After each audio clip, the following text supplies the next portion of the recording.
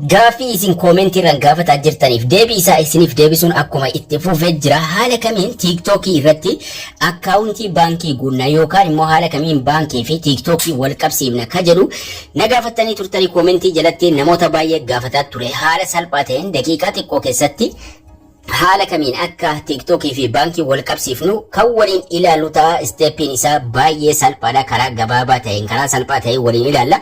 Obboleeyyan egaan chaanaalii yuutuubii kanaaf haaraa taatan viidiyoo kana daawwatan sabskraayibiin kun gurraachoftee jirti taanan sabskraayib ka jettu kana tuquun mallattoo beelii achitti isiniif baatu kanarra tuquun ol ka jedhu irra kaa'uun barnoonni hundi akka isin dhaqqabuuf sanaan booda immoo laayikii sakandii xiqqoo qofa isinitti fudhata. Laayikii gochuudhaan yaada keessanis koomentii irra naa kaa'aa. Barnoota garii argachuuf immoo maquma kiyya kanarra tuquun gara fuula duraa yoo deemtan gara chaanaalii kiyya isin seensisaa mata duree viidiyoo jedhu jala seenuudhaan salphaatti barnoota kanaan dura dabarsine argachuu dandeessu isiniin jechaa eegan. Kallattiinumaan gara tiiktookii deemuudhaan haala kamiin tiiktookii irraa giiftii namni nuuf kennee walitti qabame maallaqa tiiktookii irratti arganne geemii taphatannees ta'u giiftii adda addaa namni nu kenne haala kamiin maallaqa sana baankii irratti dabarsuu dandeenya ka jedhu waliin ilaallaa jechuudha. Baay'ee salphaadha karaan isaa haala salphaa taheen waliin ilaalla. Tiiktookii irraa baankii kallattiidhaan itti guutuun hin danda'amu. Kan nuti gochuu qabnu maali? Peeyipaalii duraan barsiiseen jira.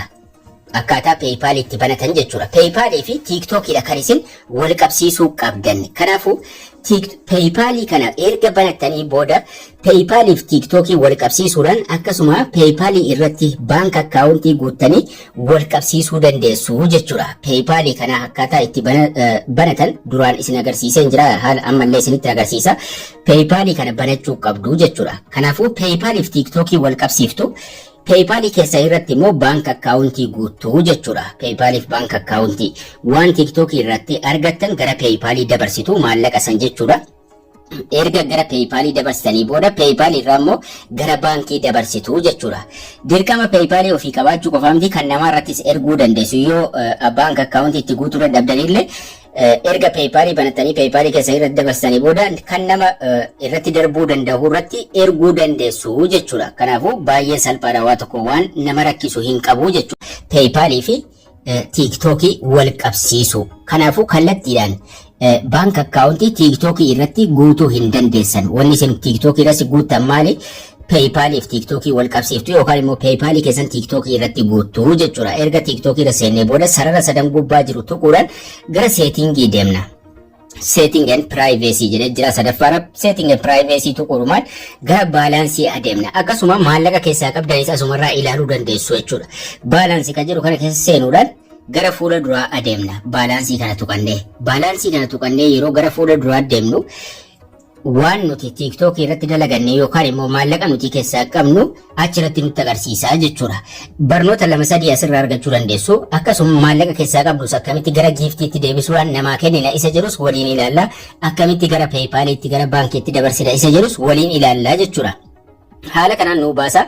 Maallaqa asitti argitan biyyuma jirtanii yookaan immoo doolaaraan isiniif kaha asumara tuquudhaan yookaan immoo view ka jettu dura jirti. View sana tuquudhaan gara fuula duraa deemnaa jechuudha.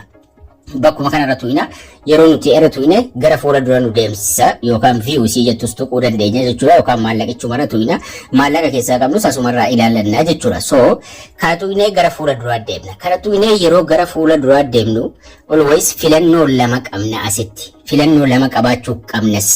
Yoo TikTokiif haaraa taatan dafee isiniif hin baasu withdraw ka jedhu jechuudha. Exchange fi withdraw dafee isinii baasuu dhiisuun isaanii mala. Garuu asitti waan lama argitu. Wanni lamman kun exchange for coin jira. Exchange for coin yoo fayyadamtan maallaqa keessaa qabdan sana gara coinitti deebisuudhaan giiftii namaa kennuu dandeessu jechuudha. Haga feetan irraa jijjiiruudhaan. Exchange for coin ka jedhu yoo fayyadamtan achumarratti gara coinitti deebisuudhaan namaaf kennuudhaaf fayyadamtu jechuudha. Kanaafuu exchange fayyadamtanii maallaqa keessaa qabdan giiftii argattan sana gara giiftiitti deebisuudhaan namaa kennuu dandeessu jechuudha.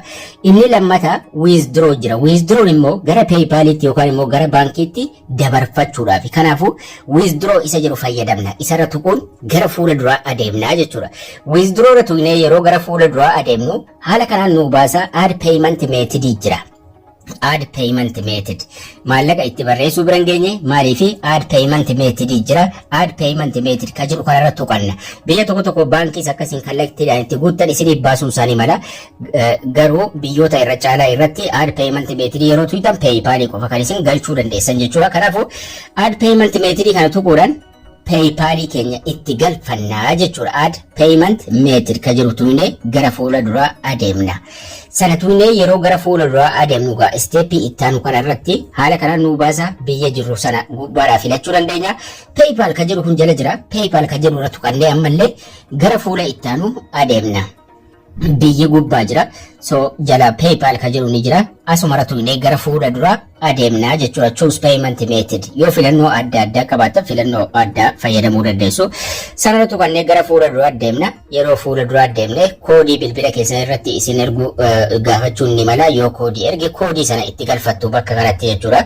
koodii sana itti barreeffachuudhumaan step ittaanutti dabarfannaa jechuudha inni nu gara fuula duraa nu geessanii eegna asitti agree and continue nuun jira agree and continue ka jedhu tuquudhaan instruction withdrawal kana simachuun fuula ittaanutti dabarfanna ammallee jechuudha agree and continue ka jedhu tuqanna san tuqannee yeroo gara fuula ittaanutti dabarfannu gaa haganni nuuf banutti ni eegna haganni fuula ittaanutti nu dabarsutti jechuudha kana jechuun maali PayPal keenya emailii ittiin bananne beekuun dirqamaa jechuudha add a new PayPal account nuun jedha asirratti add a PayPal account as your payment method nuun jedha add PayPal account ka jiru kana irra tuqanna add PayPal account ka jiru tuquudhumaan gara fuula ittaanutti darbinaa jechuudha add PayPal account ka jiru kana tuqne fuula ittaanutti dabarfanna emailii keessan ka PayPal ittiin banattan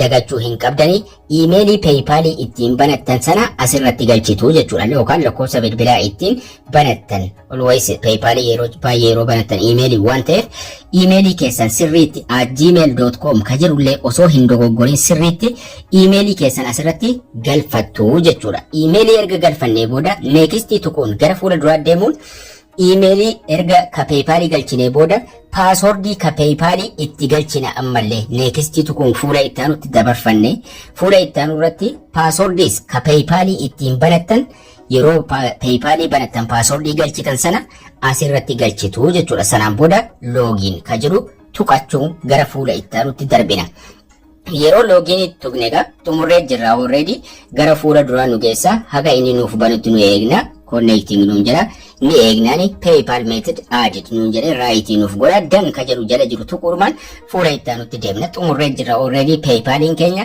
nuuf galee jira jechuudha kanaafuu TikTok irraa giftii qabnu sana salphaadhumatti gara PayPalitti erguu dandeenya jechuudha kanaan booda haga inni fidee as nuuf galchutti deeyina already galchee jira sanaan booda gaa maallaqa keessaa qabnu all USD jedhee jira all ka jedhu irra kaayyannee yookaan haga feene bakka gubbaatti barreessuudhaan withdraw ka jedhu ka jalaa kun ni banama withdraw tuquudhumaan waan achirraa qabnu sana gara PayPal dabarsina PayPal irraa immoo gara bank account itti erginaa jechuudha haala kanaan PayPal fi TikTok wal qabsiisuu dandeessuu itti fayyadama barnoonni keenya har'aas kana fakkaata haga barnoota kutaa itti aanu walitti deebinutti turtii gaarii nagayaan tura